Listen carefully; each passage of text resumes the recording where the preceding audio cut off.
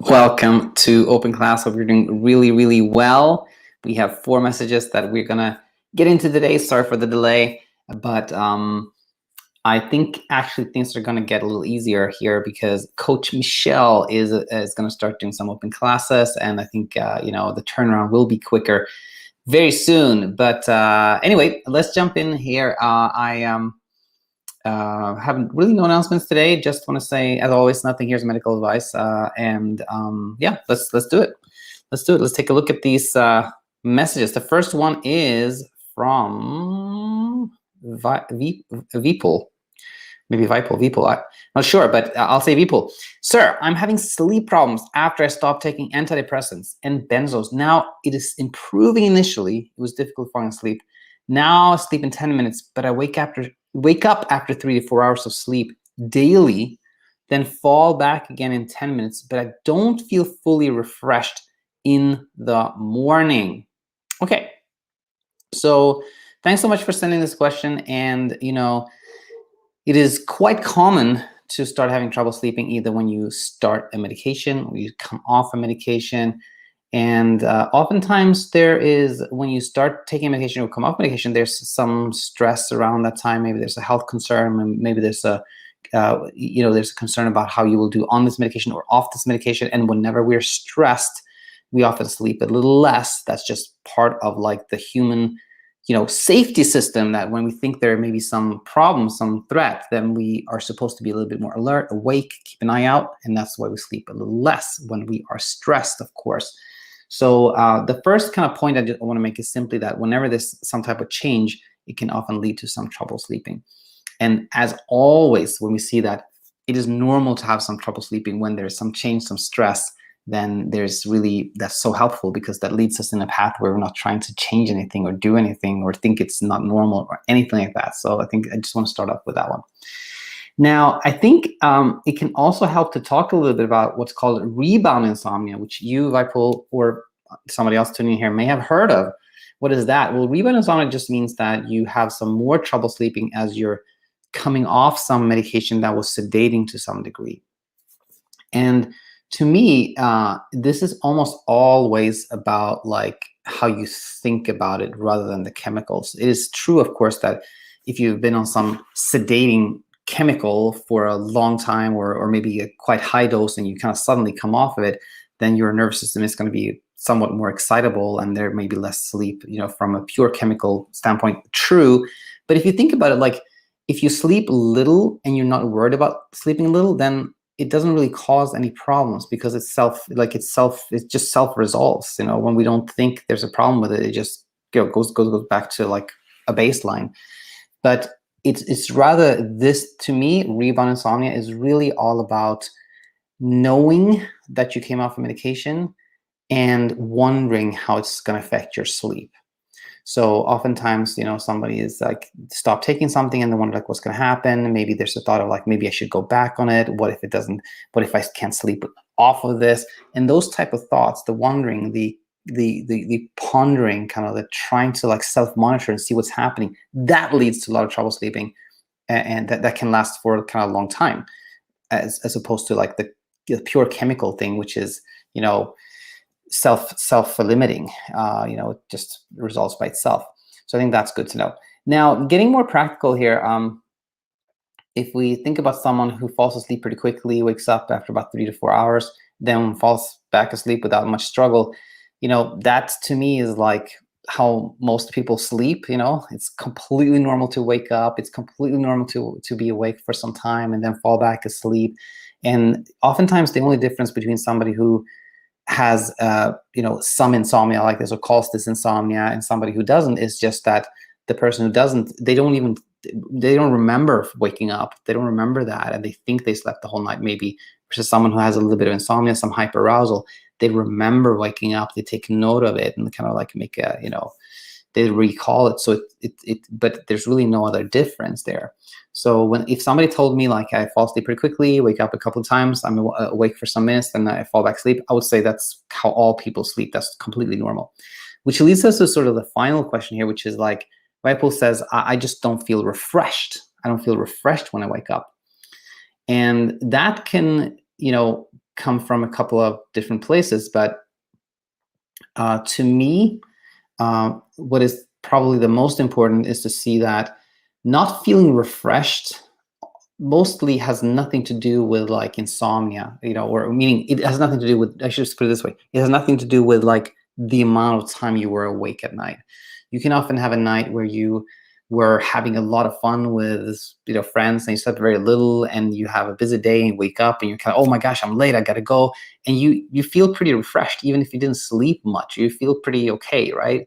Or something exciting happened, that day, or maybe it's Christmas, I don't know, maybe it's some holiday, whatever, your birthday, like how refreshed you feel has much more to do with kind of like your emotional state, where your thoughts are, rather than how many hours you slept. And now, and I think that's important again, because when we think like, oh no, there's some problem with the quality of my sleep, I gotta have more REM sleep, or I gotta have more deep sleep, or I gotta stop waking up in sleep to feel refreshed. Then there's pressure to sleep. There's gonna be trying to manipulate sleep. You're gonna try things, and then there's more anticipation, more preoccupation, more worry, more stress, and then you have more trouble sleeping. So when you sort of disassociate how you feel when you wake up, how refreshed you feel, from like exactly how much you slept or exactly what happened tonight, it leads to much more peace. Oftentimes not feeling refreshed can be from not being particularly excited about what you're going to do that day, or things that aren't related to how you sleep. That's the most important thing to me. So when you sort of leave sleep alone, don't try to like optimize it or like tweak it or change it or anything like that, then one big benefit is that you don't have more trouble sleeping. And then you can think about why you think you are not refreshed, and if need to, of course, as always, talk to your doctor and whatnot. But even that often becomes like, if we're sort of like, I'm not really feeling refreshed, but that's okay, I can still do things that are meaningful and that I enjoy, even if I don't feel refreshed. Oftentimes things like that resolve by themselves when we're not trying to problem solve them. Oftentimes problem solving is the problem. I say that a lot on this channel. Problem solving is often the problem. So Vipul, I hope this helped. I hope this was meaningful to you. And if not, always leave a comment or send another question to Open Class. All right, let's head over to a question from Lara here. Lara says, hi, Daniel. I asked you this question before. I don't have problems sleeping per se, but I have these tremors going through my body that I'm very aware of while I'm sleeping. I was wondering if I will be able to sleep in spite of these tremors. Will I constantly be moving into lighter stage sleep because of these tremors? You said that my question would be answered in an Open Class.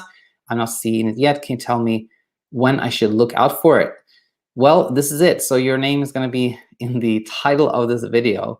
And so that is where you'll find it.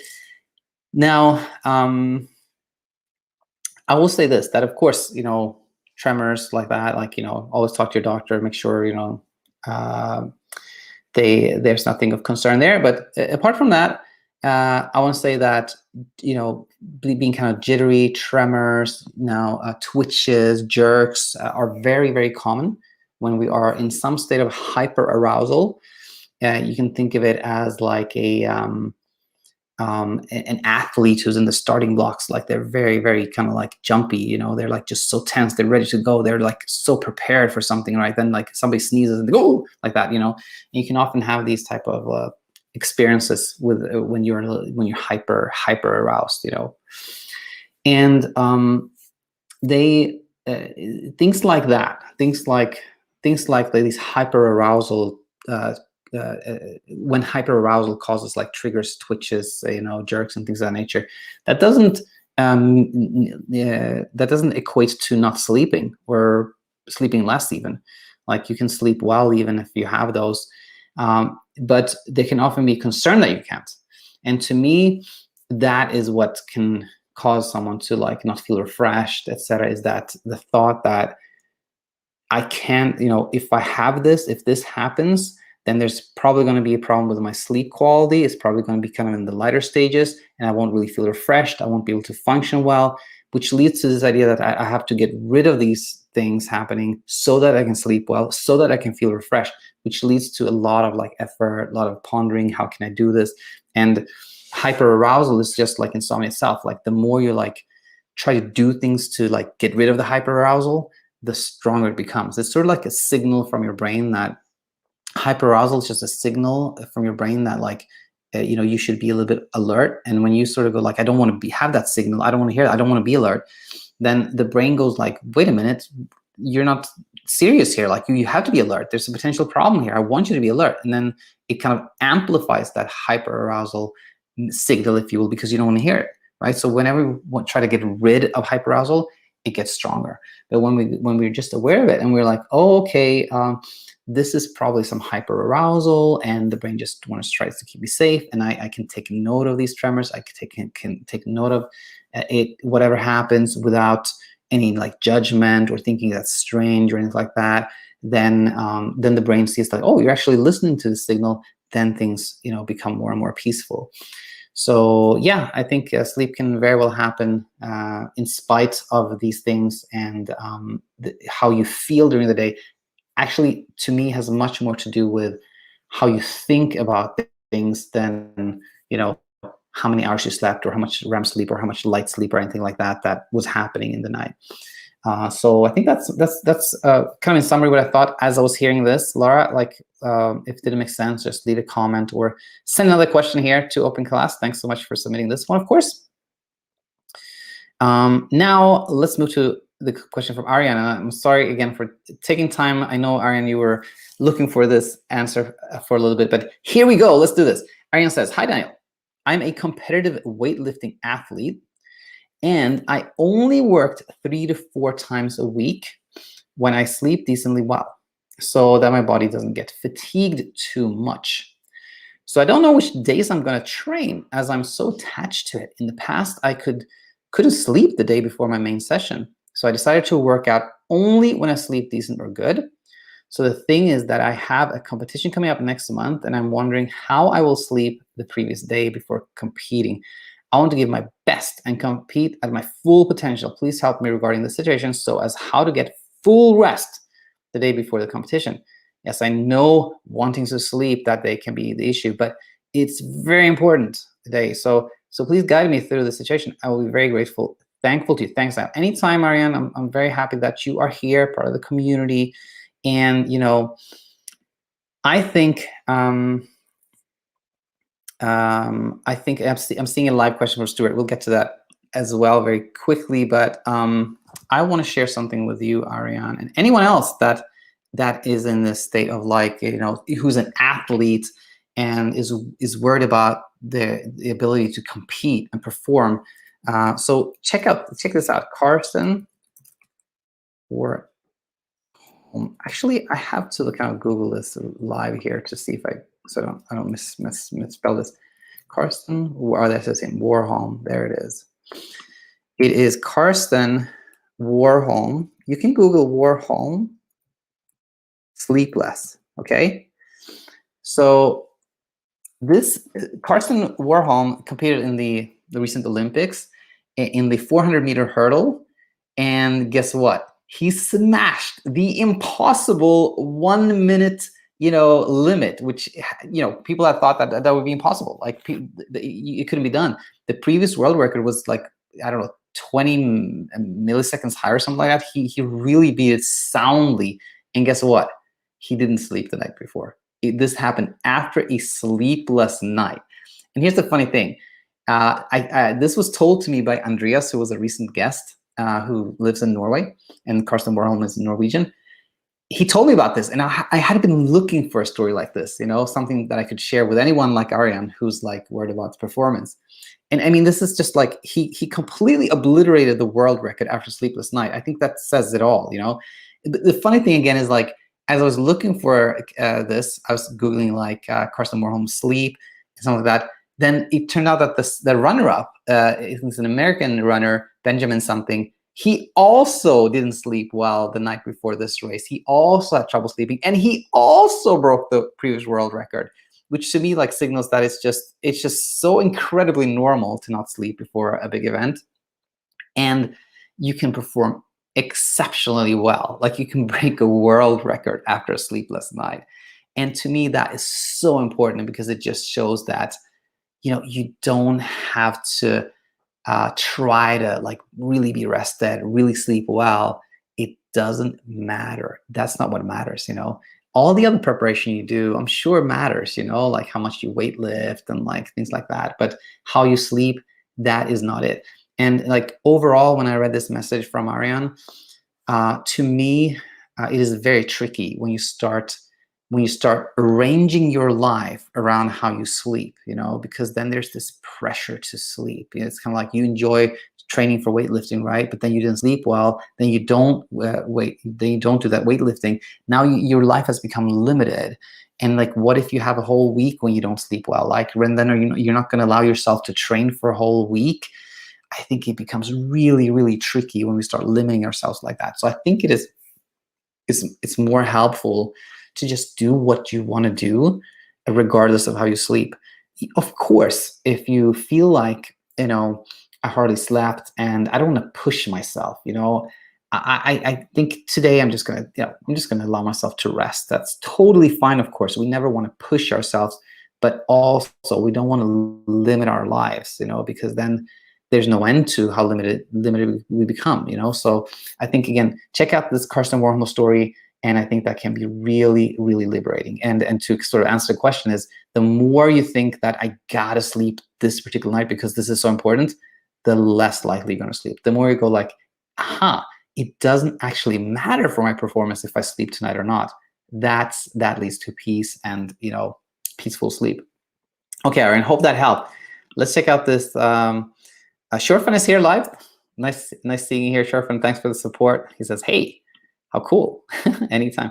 All right, so Stuart says, hi, Daniel. Stuart here. You answered my question in the last open class. Can you explain the timeless sleep again? I'm tempted to try, as CBTI seems too rigid and hasn't helped me much. You know, I want to say that if you check out the playlist called This is Natto in any new video, you see that playlist there. There's a whole video on the timeless sleep window. But you know, briefly here, in traditional CBTI, there's this aspect of it which is very prominent, which is sleep restriction, where the idea is like you just kind of make yourself really sleepy so that you sleep. So it kind of like it overpowers any anxiety that you may have, something like that, which to me just creates a lot of anxiety. It's quite rigid, and in itself, you know, the limited time that you're kind of allowed to sleep in itself is, I don't think it's helpful at all. So I think something that is more helpful is, you know, doing something that can look the same, but with a completely different intent, which is that timeless sleep window, which I call it. So it just means something like this, that you decide, okay, I think it's helpful for me to get up around 6 in the morning. That's just what I do personally. So I just pick that number, 6 o'clock, my alarm goes off, I get up, you know, not exactly, but around that time, right? And then maybe stop checking what time it is at, let's say, 10:30, just something like that. 10:30 p.m. I'm not going to check the time anymore. If I feel tired, I'm gonna go to bed, and I can close my eyes and rest, and maybe I'll sleep, maybe not. If I don't feel tired, I'm gonna read a book. Just make it timeless, no pressure. Do whatever you feel. And one thing I just want to add to that is like, people often ask, like, how will I know when I should go to bed? How will I know when I should like close my eyes, close the eyes? And the thing with that is, like, if you're looking for some kind of signal, like looking for like, oh, now I'm sleepy enough, now it's time to go to bed, that's tricky. That's not so helpful in my humble opinion. But if it's like when you're actively looking for a cue that will tell you if it's the ideal time to sleep, that is also like too much pressure, too much self-monitoring. But I think it's more helpful to be more fluid and just kind of go. I feel like I feel like I should close my eyes and rest now. Cool. I feel like I want to read a book now or watch some Netflix. Cool. And that's the gist of it. But again, check that playlist. It's more well, I think it's more well explained in that specific video on the timeless sleep window. Shorefan says, good to know, because I usually skip the gym and other training if I don't sleep very much. There you go. I think Shorefan, Aryan, this is so common. And again, like sometimes you just feel like you want to skip it. But generally speaking, the more you kind of live your life, regardless of how you sleep, the more free you become, the less pressure, the better you sleep, and you know, life just becomes easier and lighter when you just make decisions from a place of freedom. All right, cool. Let's move on to the last message here, which is from Randall. Let's read this. I've just discovered your channel, and much of what you say resonates with me. However, my worry is typically not directly about sleep. My worry is primarily around some specific events around which I'm often told I have PTSD. These events are around home buying. So anytime we attempt to look at homes, I tend to relapse into insomnia, which makes moving past this major life milestone insanely difficult.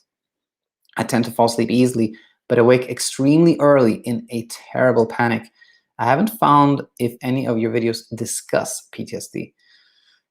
So yeah, I want to say that I have never really made a video specifically that I can recall on PTSD, but I very recently had a guest named Andreas, and this is Talking Insomnia. I believe it's 67, if not, it may be 66 or 68, but I'm pretty sure it's 67. So you can check that. You can check the success stories playlist, and it's the most recent one there. And he talks about PTSD, he talks about OCD, he talks about panic attacks and insomnia, and how they all really come from the same place. You know, basically, all, you know, when you understand one, you understand all of them. Like if you understand OCD, you understand Tourette syndrome. If you understand Tourette's, you understand PTSD. If you understand PTSD, you understand insomnia. If you understand insomnia, you understand panic attacks. They're all really the same. They all come from avoiding something that appears to be a real threat, a real danger, something that can really harm you, but in reality isn't. For example, insomnia happens when the brain starts thinking that being awake at night is a threat, something that's dangerous and should be avoided. And we start doing things to try to control sleep, to try to avoid the fear of not being awake. And the opposite happens. Like the more we try to avoid being fearful, the more we try to push away the fear, the more fear happens because of that signal we talked about earlier in this episode. Whatever signal we don't want to hear, the brain just like amplifies that signal.